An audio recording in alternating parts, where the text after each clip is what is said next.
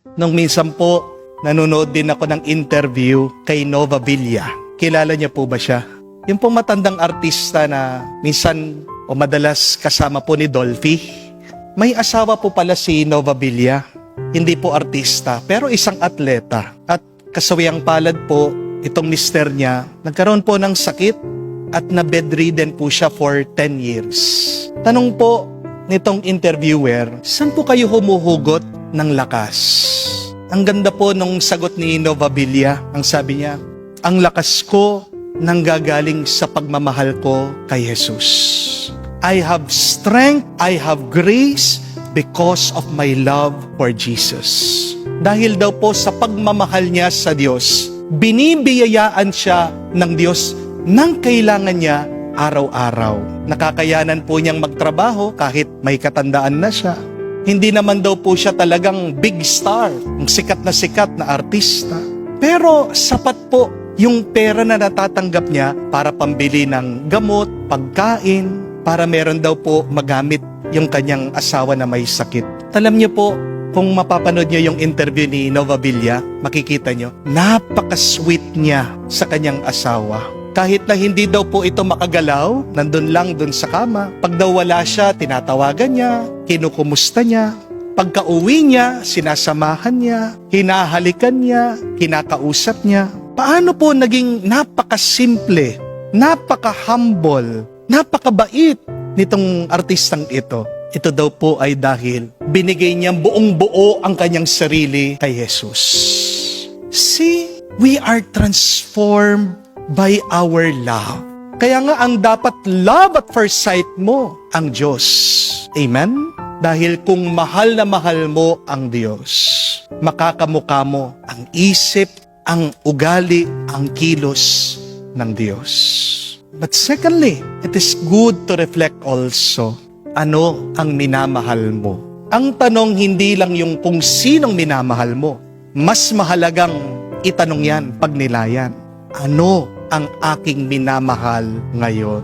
Dahil aminin man po natin hindi, marami sa atin, ang minamahal, gamit, hindi naman po tao.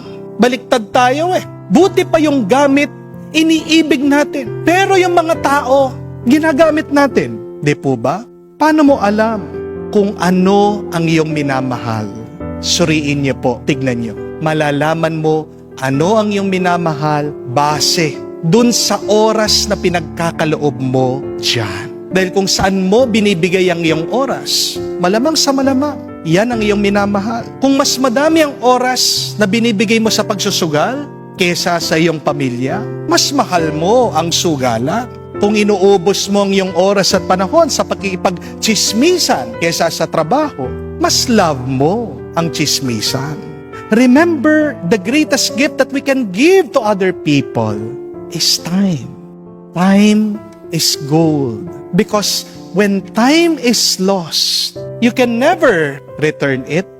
Kung meron pong isang bagay na pag nawala, hindi natin maibabalik, yan po ang oras. Di po ba? Pwede mong kitain ang pera pag nawala. Pwede kang bumili muli ng gamit kapag nasira. Pero kapag nawala ang pera, wala na.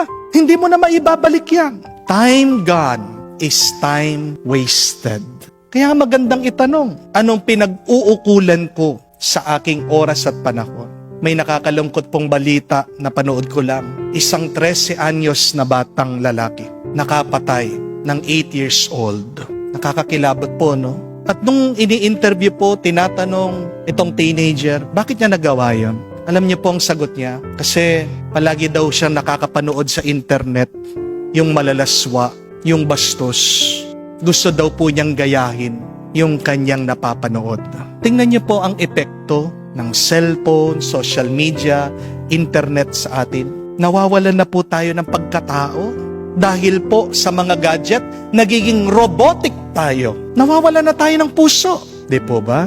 Kaya nga po napakaganda nung sabi ni Pope Leo XIV, no algorithm can replace a hug.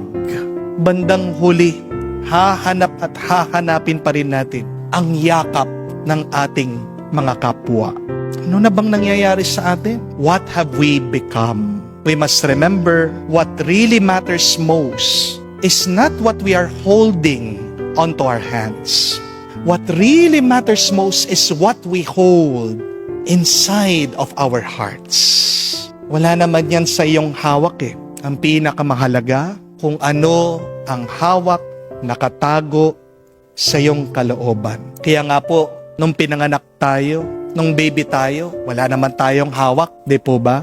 Wala tayong dala nung tayo sinilang dito sa mundo. At pagdating ng araw, wala din naman tayong dadalhin kahit na yung mga patay, nilalagyan natin ng pera. Di natin madadala yan sa langit. Kasi pinapaalala sa atin ng Diyos, wala dapat tayong ibang hawakan. Kung hindi, ang mas mahalaga ay dapat magpahawak tayo palagi sa Diyos. Mag-ingat po kayo kung saan mo binubuhos ang iyong oras, nagiging ikaw yan. Huwag na huwag mong pupunuin ang puso mo, kapatid, sa mga walang kakwenta-kwentang bagay. Baka mawalan ng lugar ang pinakamahalaga.